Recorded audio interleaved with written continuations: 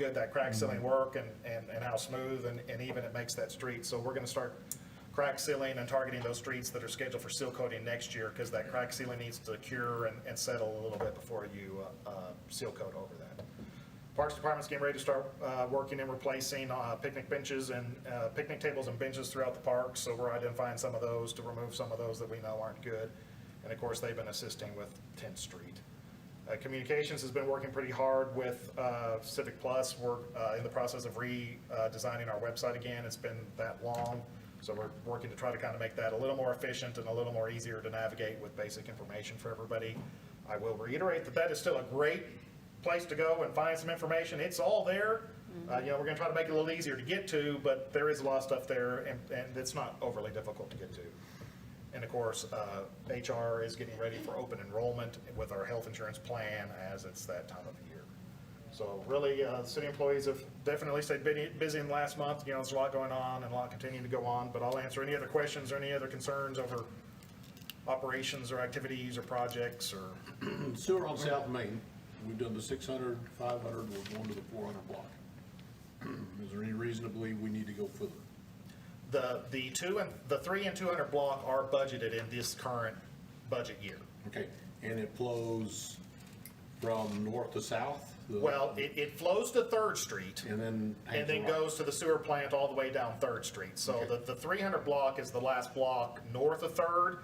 And then what we're starting to have problems with south of 3rd is what we call the ISOM collector. So that stuff flows north to 3rd, but it also flows east and west to the main that's in that area, depending on where you're at. The ice and collector is 3rd Street, Think south of 3rd.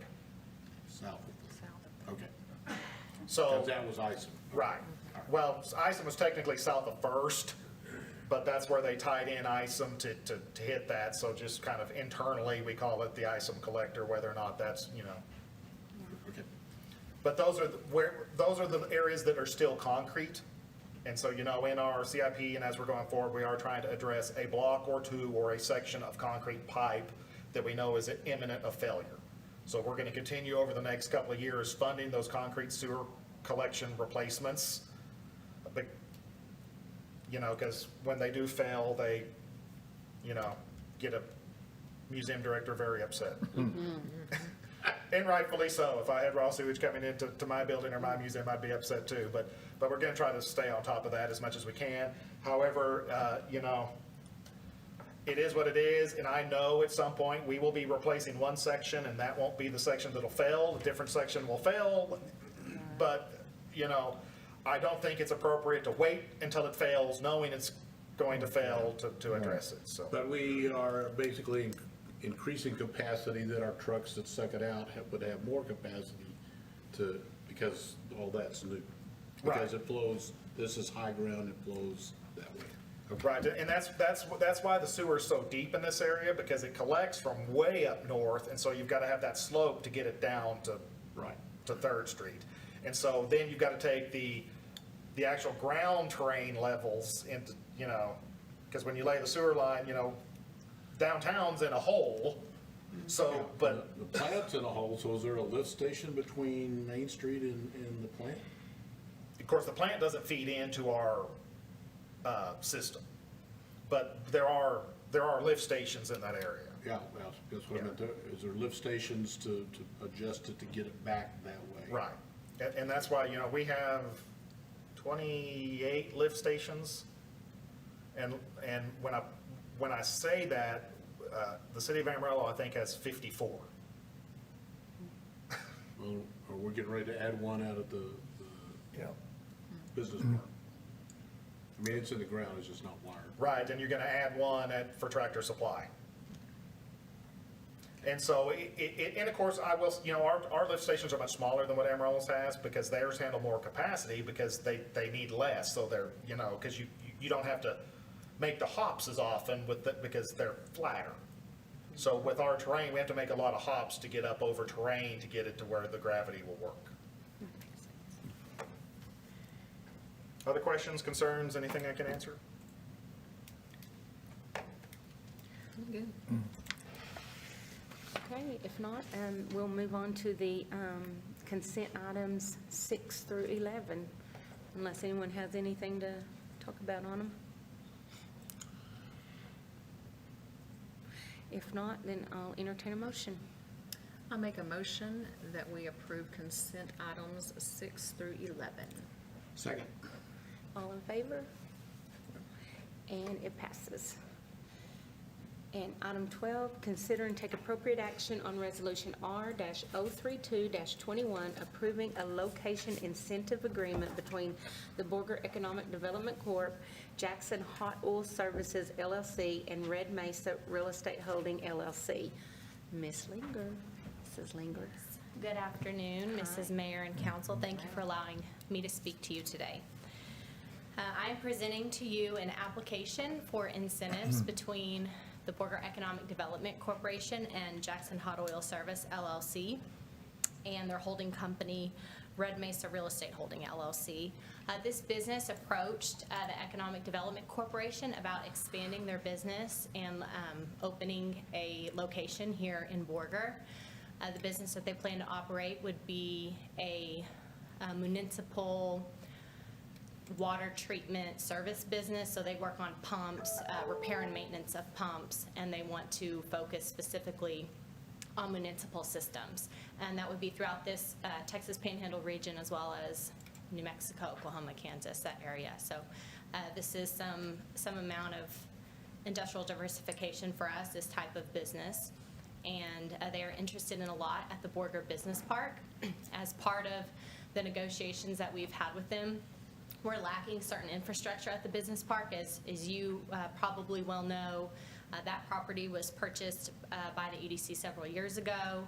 In 2018, we completed some utility work out there. Water and sewer infrastructure were installed, including a lift station. That lift station does not have power yet, and so power would need to be brought to that lift station for any business to operate out there at the business park.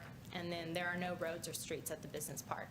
And so at least a portion of a public road would need to be constructed for any business to have access to FM 1551 and within the park itself. And so the incentive agreement that has been proposed and that has been approved by the Board of Directors of the EDC includes up to 10% payroll reimbursement for the business for up to 5 years, and that's a typical structure that we've done in the past to encourage job creation in the community. And it also includes a partial discount on the sale of the property to the business. So the lot that is included currently in the purchase contract is Block 1, Lot 4. We recently platted the business park. It's about a 3-acre lot. They're still working this business, and in fact, 2 representatives from the company are here today, Mr. Delbert Jackson and Wayne Manning, and so they'd be happy, I'm sure, to answer any questions that you have. But they're working on their own civil engineering, and so that lot may change. We may end up needing to amend the contract to change that lot. But they need about 3 acres at the business park, and they would be constructing their business, their facility there. As part of the incentive agreement, they would be required to maintain a minimum of 5 FTEs and to also invest at least $500,000 in real property improvements. And that would include their warehouse and offices out at the business park.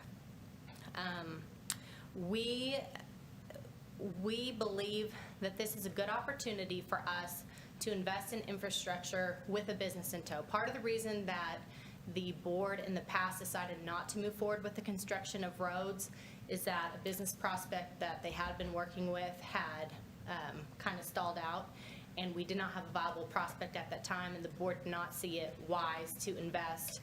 It was about $2 million at the time to go ahead and put in all the roads at the business park, bring power to the lift station. Not sure when lots would actually sell to businesses. So we think what is a smarter approach now that a business has made the decision that they would like to move forward is to go ahead and bring power to the lift station, because that is necessary. And actually the lift station is owned by the city. The city took ownership of that after it was constructed, but it's still missing power, so it's not operable. So the EDC would bear those costs and then construct at least a portion of the road, not just for the use of one business, but to provide access to between 3 and 5 lots, depending on what the bids how the bids come in and how much we're looking at spending, you know, within a reasonable budget, we'd like to build, I would say, between 450 and 700 linear feet of road. And that way, we would have the lot ready for this business to build, but also an additional 2 to 4 lots that are build ready, because they would have water, they would have sewer, they would have public road, and then we would have brought power to the lift station. And so we are estimating that all of the infrastructure would cost around $450,000. We have a little over $2 million in cash and cash equivalents right now, so that would be funded without any debt. And like I mentioned, it's a good opportunity. We're not doing it totally speculatively, because we have a business that's ready to operate here. But we're investing in more than just like you're planning with Tractor Supply. You know, don't just bring the infrastructure there for the one business that's at the table today. If you have the funds and the planning to do it, go ahead and plan for other future businesses. We believe really strongly that getting that first business in at the business park is going to open up the doors for other businesses to come there. We want to be ready to service those and bring more industrial diversification to Borger. So would ask that you consider this proposal, and I'd be happy to answer any questions that you might have. And I apologize, I think that might be my phone.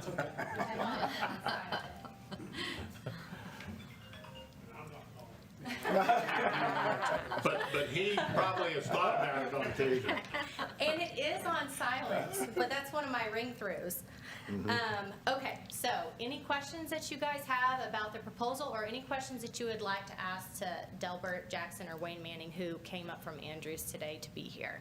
I'm sure they'd be happy to answer those for you. So if they change what lots they want, the money might change if they buy more property.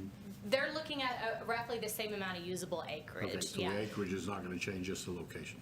Correct, and if it does, it'd be by not by a huge amount, and it would, we would adjust the purchase price accordingly, so Okay. it'd be the same price per acre. So Nothing material. Nothing need material, to- correct. change. No, that should still work. Okay. It would just be an amendment to the contract at that point. Your motion and the resolution gives the board the authority to execute all, you know, legal documents to to complete the transaction. And so if that changes a little bit, that authority would still reside with Okay. them. And just to give a little bit of clarification on the incentives, I don't know if I completely explained this, but it's a 10% reimbursement of gross payroll, and that does not include anything paid to equity owners of the company. It has to be for employees located here at the Borger location over a 5-year period. It's capped at 170, so it cannot be above 170,000, but the business is not guaranteed to receive 170,000. It's based on actual payroll numbers. Okay. And then in addition to that, the lot that they originally, you know, that we had this contract based on, Lot 4, is valued at $83,750. That's about $25,000 an acre. But the board had agreed to sell it at a discount of $33,500. So that discount is included as part of the total incentive amount. And so that's a total proposed incentive of about $220,000. And we're very excited to have them interested. And I know that this has been a long time coming, but I think that some good things could be happening here at the business park. It's a good location for an industrial type of business. And so I'm excited to see what comes next. Thank you. Thank you so much, Kate. Does anybody have any questions or anything? Garrett answered mine. No, I think it's neat to offer the incentive. The first guy in gets an incentive, so. Yeah. I'll go ahead and address the council. Okay. We didn't have all this like. Yeah, there you go. It's Wayne, right? Wayne Manning, yes, I'm a CPA out of Andrews, Texas. Okay. Delbert and I are really good friends. He's been a client for quite some time. His company started in the 80s, 1990, and we've done a lot together over the years. We've started some other companies, and we're just excited to be here, excited to be in your community. You know, as we've talked a bunch over the years, and This is gonna be our northern hub. We'll service probably 3 or 4 states out of this hub, out of here. I think we have really good employees. We have a workforce I think we can pull from. And, you know, we just see it as a start for us in the northern panhandle area. And I think the eventual, you'll be really pleased with what our game plan is. We'll have a distributorship and some other stuff that we have planned behind this. I hope, you know, not so long future, we're coming back to you asking for you to approve some additional acreage and something else. And we have a lot of big plans for up here, and we see the viability of it. My real job is I own a CPA firm. It's been in business 20 years. You know, I think we've done our homework good enough to come into your community. We are really good corporate partners. We will support this community in many, many different ways. Primarily, we just spend a lot of money in youth areas, youth sports, football, soccer, baseball, softball. You know, but the college here, I think, it gives us another avenue of some mentoring maybe. We talked about it on a call the other day, and I think that's exciting for us. The techs, as Katie's indicated, this will be our basis will be municipal work out of this location. And that lends itself to allowing us to mentor with maybe some of the college programs to make that a feeder to our own company. So, you know, I see that as a real big plus. And like I said, Katie's been great, and we look forward to being in your community, being a positive force for good here. And we're not afraid of being the first. We know there's going to be hiccups, there's going to be bumps, but that's nothing we've ever been afraid of. You know, if we'd just stay home if that was the case. So thank you for having us. Thank you for allowing us to be here in this community. We hope you vote in a positive way, and get ready. It's exciting. You know, we're just 2 country kids out here doing some work, and appreciate it a bunch. Any questions, comments? Well, we're real happy with the board at the EDC, and I don't think we've ever even considered suggesting they do something other than what they suggest to us. They're brilliant, they're bankers, they know finance, they do a great job, and we sleep well at night. Great, good deal. Thank you all very much. And thank you for being interested in our community. I mean, that's pretty exciting to see people interested in our community, for sure. I'd be surprised the jobs we bring here. You know, with 5 to 7 right out of the get-go that are, you know, average probably be near 6 figures. And you know, that's big. It'd be big for our own town. You know, we're both from Andrews, and it would be big to us. So you bring that, if that's the start, and we get some jobs behind that, 3 or 4 behind that, you know, all of a sudden you're talking about $1 million payroll, and plus the sales tax associated with that, you know, the revenue generated for the city. You know, it's those dollars spent in this community. I think it's positive. We wouldn't be here if we didn't think it's positive for you and for us. Okay. Thank you again. Thank All you. right, thank you. Thank you. So if there's nothing else, I'll entertain a motion. I move to approve Resolution R-032-21, authorizing the location incentive agreement between the Borger Economic Development Corporation, Jackson Hot Oil Service LLC, and Red Mesa Real Estate Holdings LLC, including a 5-year payroll reimbursement for an amount not to exceed $170,000, authorizing an amount up to $450,000 for infrastructure improvements at the Borger Business Park, including public roads and utilities, and authorizing the sale of Block 1, Lot 4 of the Borger EDC Industrial Park Unit 1 in the amount of $33,500. Second. All in favor? And it passes. And we'll move on to item 13. Consider and take appropriate action to authorize the purchase of furniture for the Dome Civic and Convention Center project from Office Wise Commercial Interiors utilizing cooperative purchasing programs. Mr. Stradler.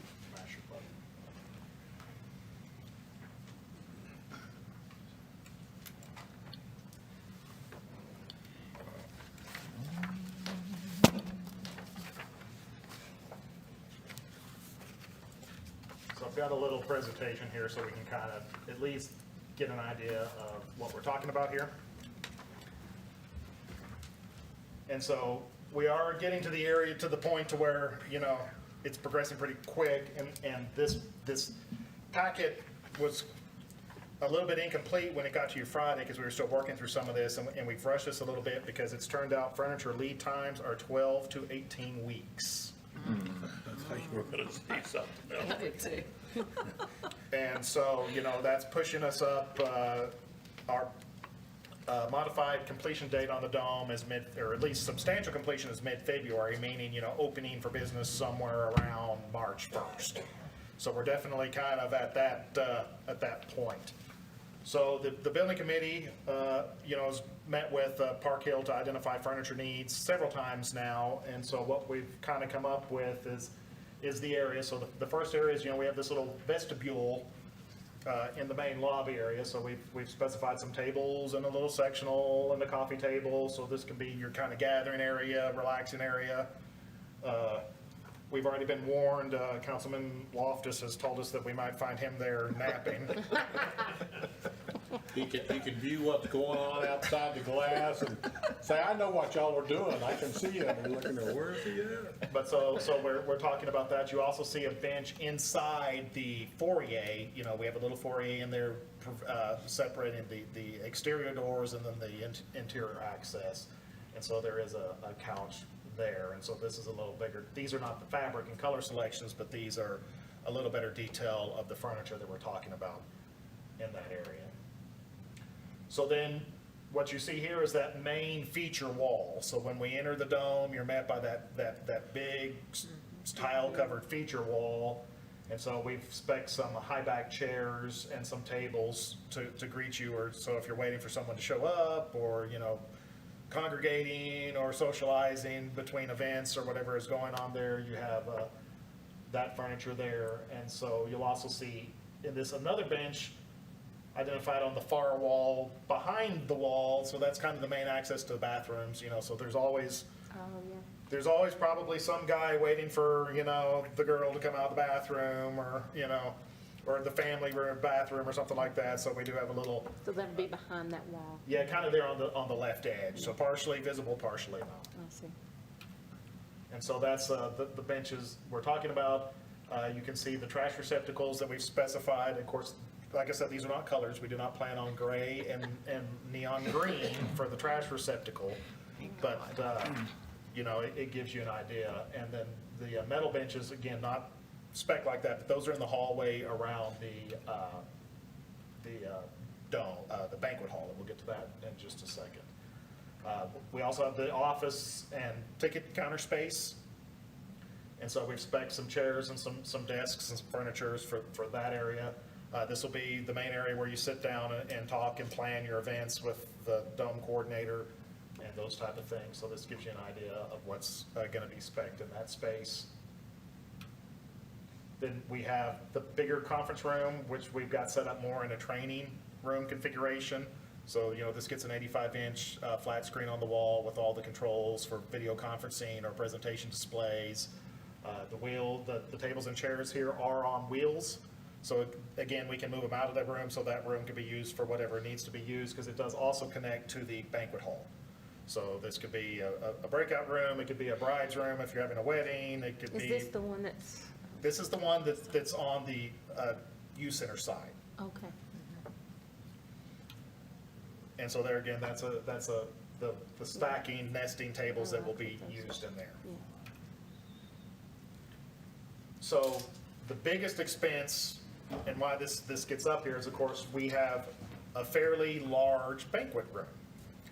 So this quote, as we get down to talk about money in a minute, includes 1,100 banquet chairs and 140 total tables. And so there is a sample chair in Stella's office. I think most of y'all have seen it or sat in it. Pretty much the feedback's been very good. You know, we were tasked with finding, you know. Are you saying this is inside the dome, or, no, this is the actual, the banquet? This is the banquet hall, but our numbers, the chair numbers are set so that we can, It'll provide for either. right. because the banquet hall set up in a banquet capacity will seat 500. Okay.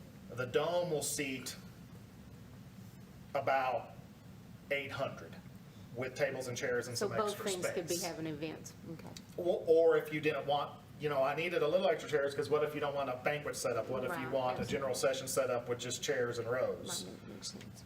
And so the number has accounted for that potential setup too. Are we gonna have the capacity to simultaneously seat 800 and 500? No, Okay.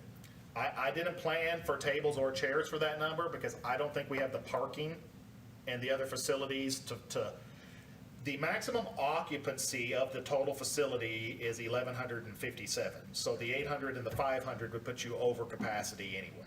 Okay. So I do think more than likely you'll have some sort of, if you're using the whole facility, it's gonna be mixed. So like, should like Hope, for example, come back, and the way it's worked in the past, you would probably have the banquet and the entertainment set up in the dome, with the auctions and the booths and all of that set up in the banquet hall. And you would serve, kind of both ways. So that, they'd be able to seat probably 1,000 people in the dome, which would limit their occupancy to, another 200 someplace else. But, that's how that is. In a convention setup, you're likely having half of the ballroom set for general session, half of it for maybe lunch or breakout rooms or something like that, with the dome set up as an exhibit hall. If we're doing concerts, you're gonna have just probably chairs in the dome with the stage set up.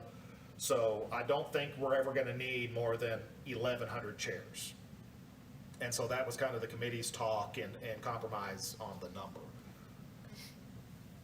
We do have a combination of round tables and rectangular tables. Most of them are round, because most, when you're doing most things, you'll want round, but buffets and sign-in tables and other things will need rectangular tables. But what we've specified is the banquet tables, they nest. And so they're on wheels with locking casters. The tabletop folds up. And instead of doing folding tables, we spec those because less people can operate them. And so our goal is to reduce the operating cost of the facility, so a little bit more money up front for tables with tilting mechanisms and chairs, and having one person being able to move them or set them up, in the end, is much cheaper than having manual folding tables that will require part-time help or more than one person to set up. This also includes, And the chair, they come on a yeah, there's roller and 10 they chairs per okay. cart. And how many, I can't remember, I know I was in that meeting, but I can't remember. Is it 8 around the table, or? 8. 8. And so for a venue this size, that's, I think, good. We don't want 6, that's way too small and looks funny, but 10, we were at 10 place settings in Right. Houston. Yeah. And in a big room like that, I think it's okay, but even that table gets so big, Yeah, you can't you can't reach the middle of you gotta stand up to get Right. anything that's in the middle. So, Right. so these are 8-place tables. And so that's kind of the furniture plan. So questions on, And how many tables did you say? it's a total of about 140. It takes about 110 to set up and round, and then we've got 36 No, okay. Sorry. rectangular tables. And then it's 100 round tables, 25 rectangular tables, and then so 125 tables, I'm sorry. So questions on the furniture plan before we start talking kind of weird money things and moving forward. So you can change your monitor back. So you have a packet here with all of the quotes, and it's a little confusing, but up here in the top right, under quotation, you've got a date, and then you've got the project, which is the Borger Dome Convention Center.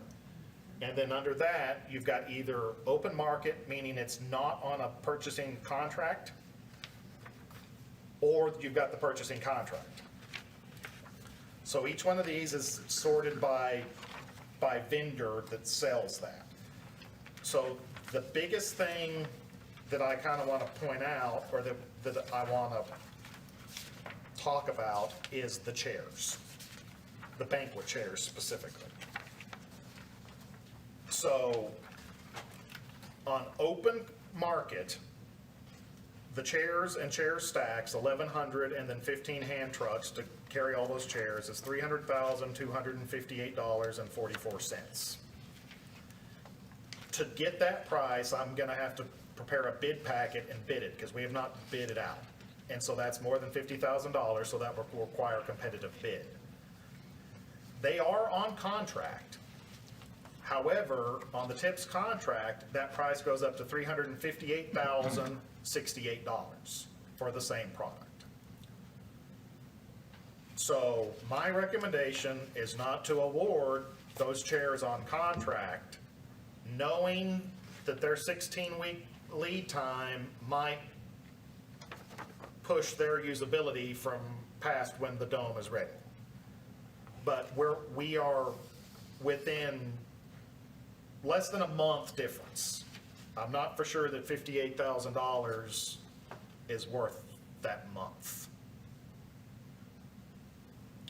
Now, I will say that these chairs, you know, they are warrantied. They are treated fabrics. They are, you know, we expect a higher end chair to last longer. But this is not the highest end chair. And you'll notice that we get a better, because we're buying so many chairs and because we get a loyalty discount with Office-Wise between some of the other projects we're doing, the per chair price open market is $264.44. It's $315 on contract. That compares to a list price of $595 per chair. So you see that we are getting a pretty good discount. The list price on all of these would have been $675,600.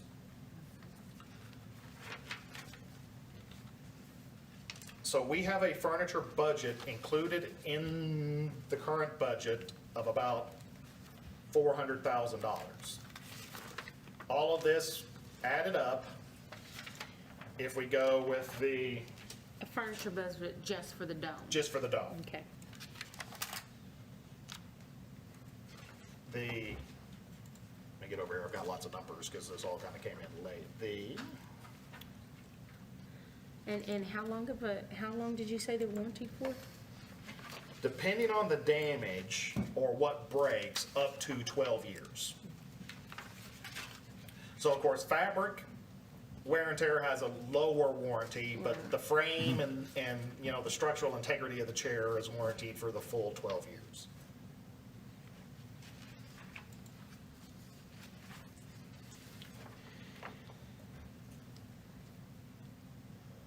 But we are looking at a total price when all is said and done with, you know, we're not gonna authorize all of this today, but of $565,984. So like I said, we have about $400,000 budgeted, so that's a little more than we were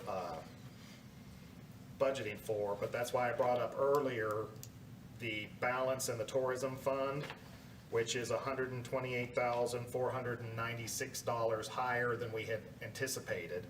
So most of that difference is made up by the fund balance in the tourism fund. And remind me, okay, so when we have decided on the renting of the dome, and I know we haven't got this set in stone or anything, but it is, for them to use the tables and chairs and things, that is an additional rental. I think we'll probably include tables and chairs in the rental fee. I think when we start talking about place settings and things that are more easily broken, but that's a lot of things. So, you know, we have the Civic Convention and Main Street Manager position is closed. We have narrowed that down to 4 finalists who we will be interviewing next week. So we'll have that person on staff within probably 3 weeks, and that's gonna be one of their first jobs, is to reach out and see what's done regionally, to come up Absolutely. with. That's right, okay, Right. good, I'm glad to know that. Right, and there will be different price schemes for, you know, profit, nonprofit, local, Right. not local. You know, it's gonna be a lot different than any other facility that we rent, because Well, and I knew we hadn't, narrowed it down so much, but I'm glad that we're going out to see what others do, because, I mean, it may be, that we maybe do need to charge something for. Yeah, and I think a lot of it, to me, I think is gonna be more tied to, okay, you wanna have a banquet here, are you gonna set it up, or do you want us to set it up? If you want us to set it up, then the fee is probably gonna be different, because on large events, we're probably gonna have to have some part-time staff. And that's where the revenue needs to be tied to. But if you're willing to come in and do the work,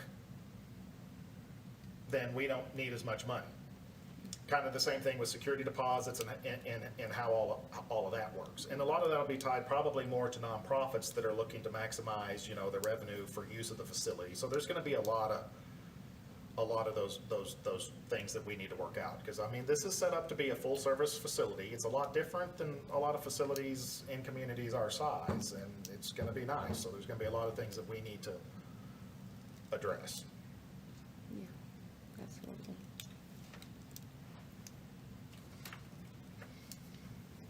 But other questions before I tell you what staff's recommendation on this is gonna be? No. So So let me just ask one more Yep. question, I'm sorry. So you're saying that before we decide on the rental fee and that kind of thing, there will be research and that'll kind of be that person's position to, the person in that position to figure that kind of thing out, so that we know that I know this is also, is kind of part of our,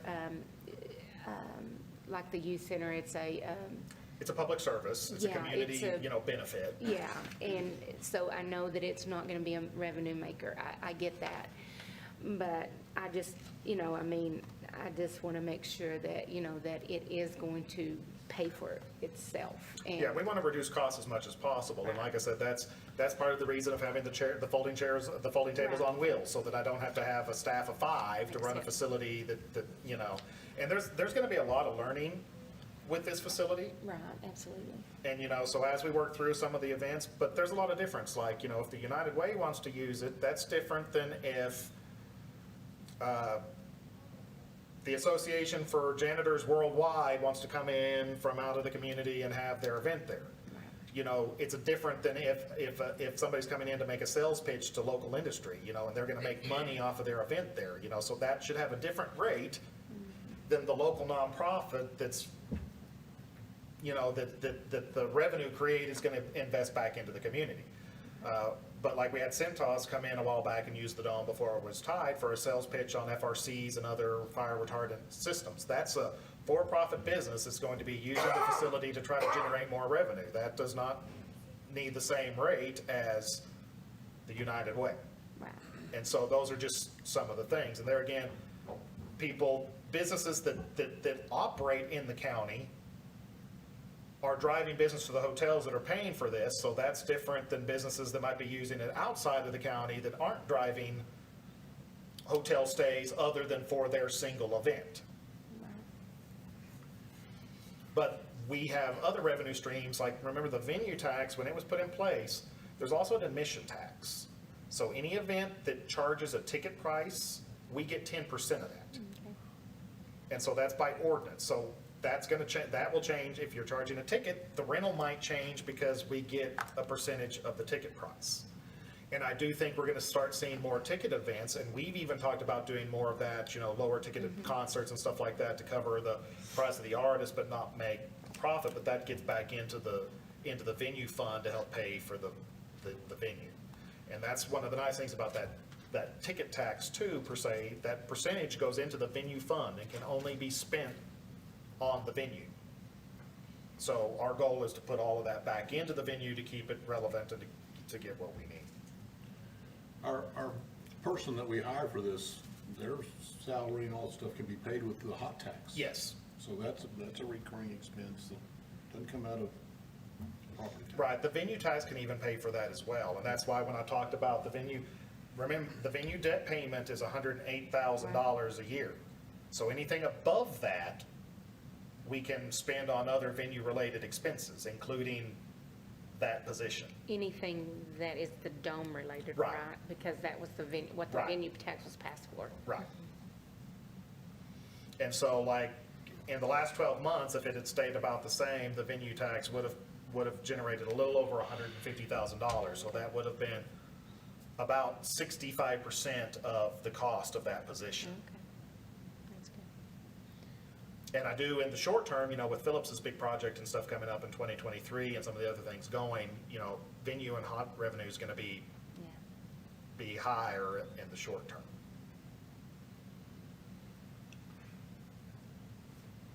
I know it's a lot of money. Other questions? I mean, and we, like I said, Well, we, compared to what we're paying on the dome, it's Right. not that much. Right. as a percentage, I mean, it's within acceptable. Normally fixtures and furnitures for a normal size facility are 10 to 15% of the total cost. 10% of this project would be $1 million. Yeah. So we're Yeah. still way less than what it would That's a cost. good way to- of thinking, yeah. seeing it, yeah. I just think of them as being perishable. I didn't mean this wrong. They have word, it has a life. they don't, yeah, The those, building is gonna last without major changes Yeah. for 30 or 35 years. The furniture will not last right. 30 years. But we are, like I said, making sure that the furniture has, warranties, that we're going through a contractor that we know can Okay. support the warranty and repair. Office-wise has on anything we buy from them, they have the contract with the vendor for repair. And so if any of these chairs breaks or we need to go warranty, I know who to call, and that's the same company that's gonna be coming out there to either pick the chair up or the furniture up to repair it, or repair it on site, or manage it. And so, we are trying to take all of that into consideration too when we decide what and how to get things. And so you can do this without going through the,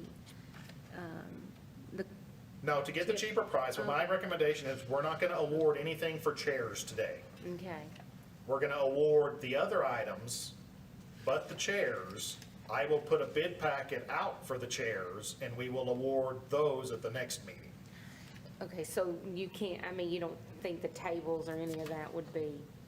They are more expensive list price. Okay, I see. So we've done pretty good work with Kristen at Office-Wise, and Office-Wise is who the school used and Yeah. supplied all the school furniture and stuff too. So they're very invested in this community as well for these specialty projects like this. And so she has run everything every way that she can to try to get us the best price, which is why she told me that the open. You're saying through them and not through, that all it affects is the delivery time? It doesn't impact the delivery. The only reason it impacts the delivery time is because we can't award the bid today. Oh, I see. Okay, I get it. So it's gonna take me 2 weeks to advertise in the newspaper I see. and go through the normal Got competitive it. bidding process that the government contract would. Okay. They've, makes the sense. the procurement programs, they've already done the competitive part of it. And so the difference really with this is that Office-wise, in this particular situation, with the chair vendor has their own contract, that they supply enough big projects in their service area, because, they've got office in Amarillo, Lubbock, Midland, Odessa, that they've kind of got a special agreement with this, so their price is actually cheaper than what the company bid on the TIPS contract. I see. And so this is one of the few instances where the bid price is gonna be cheaper than the competitive purchasing price. Okay. Normally, the competitive purchasing price is the same or a little cheaper. Okay, makes sense. Okay.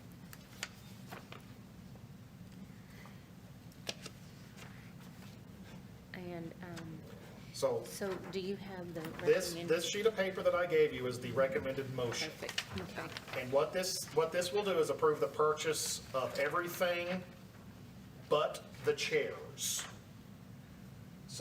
So this adds up to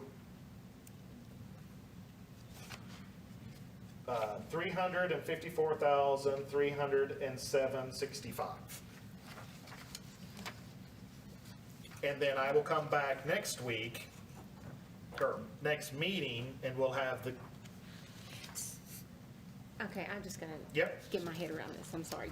Okay, so, and I'm sorry, and this is probably something I could talk to you about later, but, okay, so you're saying that normally we have to go through the purchasing Any amount over $50,000 has to be competitively bid. okay, So these purchasing agreements, they competitively bid them on an annual basis. So when we buy off of them, they've already been competitively bid, so they comply with the competitive bidding laws. got it. If we don't buy them on a contract and it's over $50,000, we have to do that competitive bidding Okay. process. Got it, okay.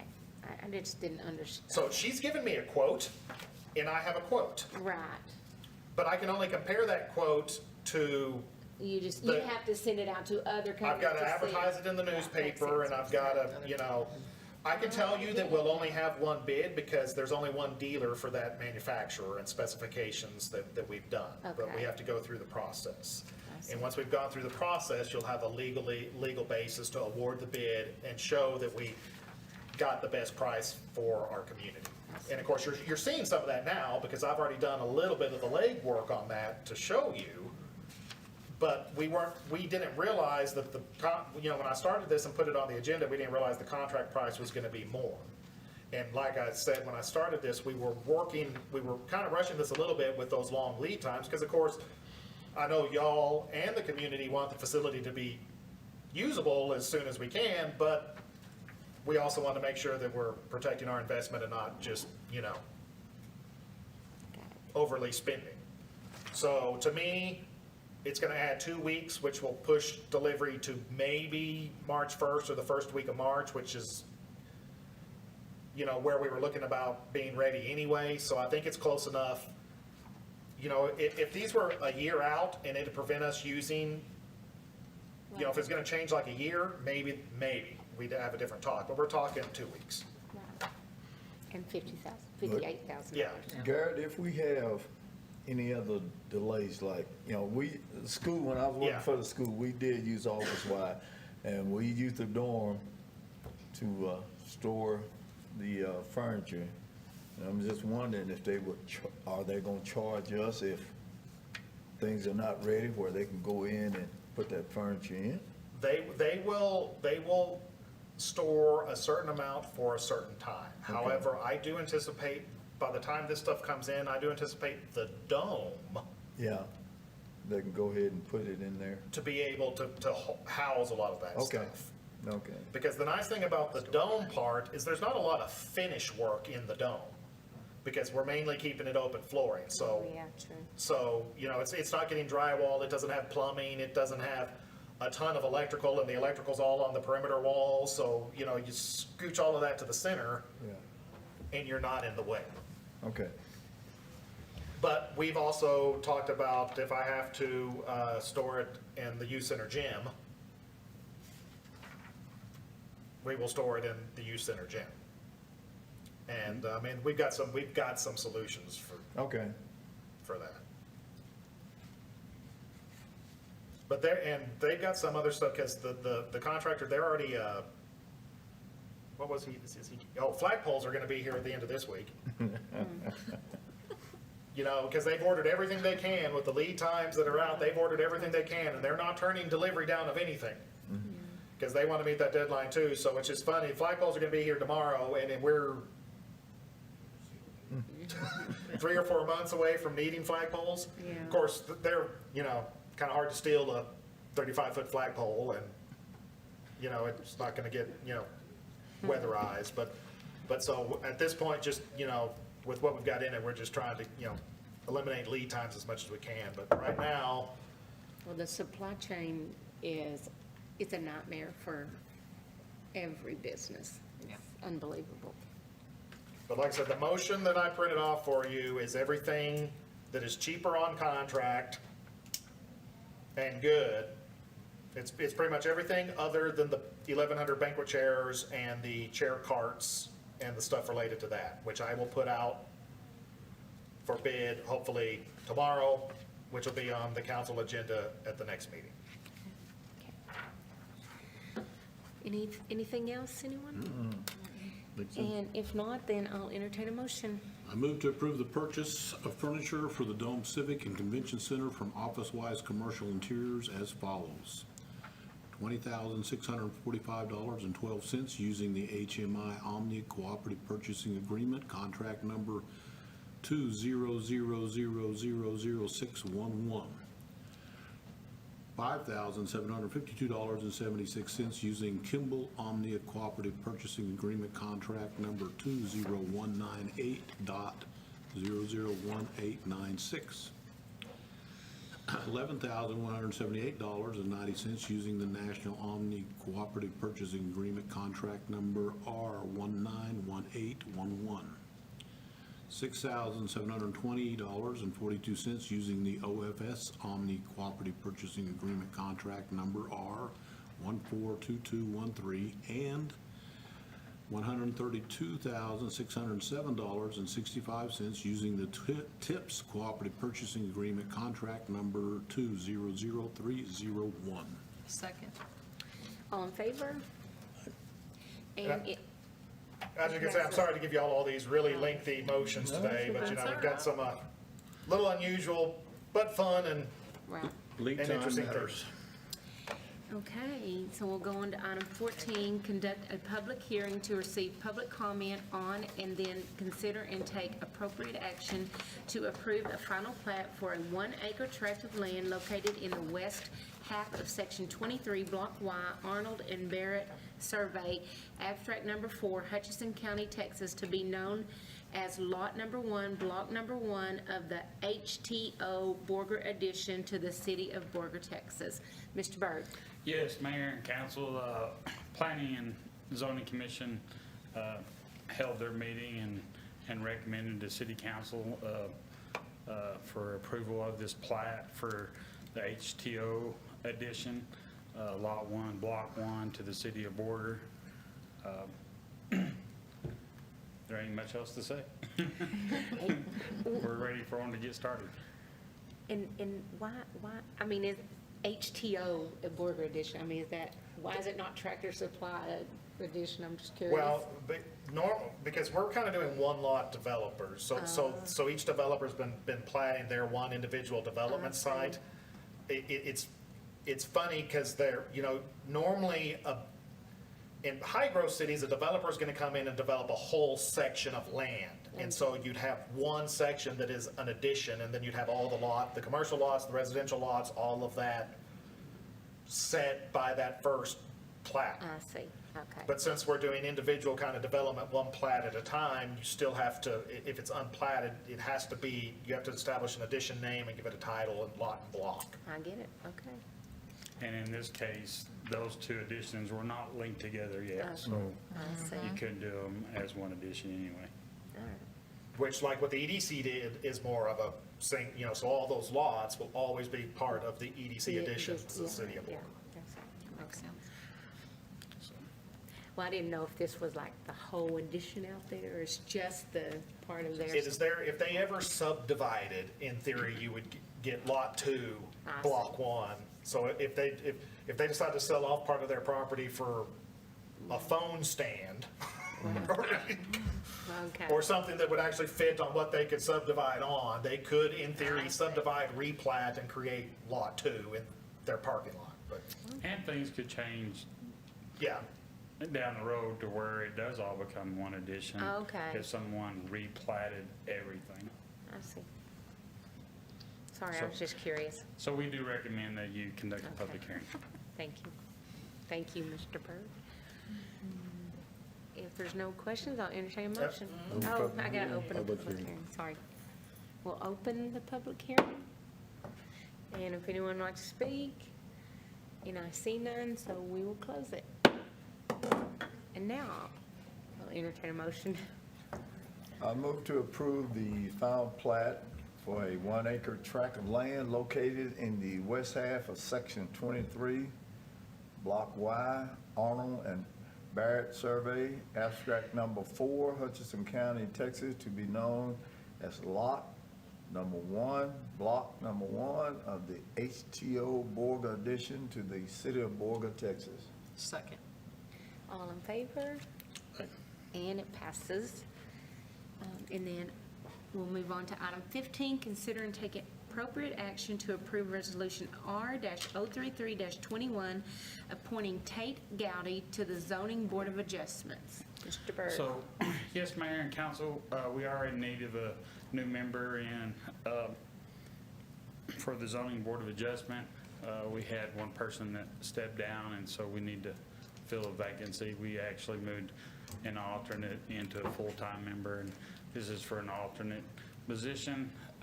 However, the way things normally work is they're all called upon to be there at every meeting to get a full quorum. So we have received Tate's application, and we do recommend to City Council that he is approved as a member for Zoning Board of Adjustment.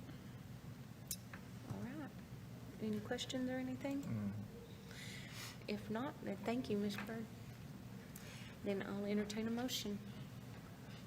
I move to approve Resolution R-033-21, appointing Tate Gowdy to fill the vacant alternate member position of the Zoning Board of Adjustment for the term expiring June 30th, 2024. I second. All in favor? And it passes. Item 16, consider and take appropriate action to adjourn. I move to approve that we adjourn. I second. All in favor? And we are adjourned. You are so wrong. Are we able to do a tour next door yet, You or are is so that? wrong.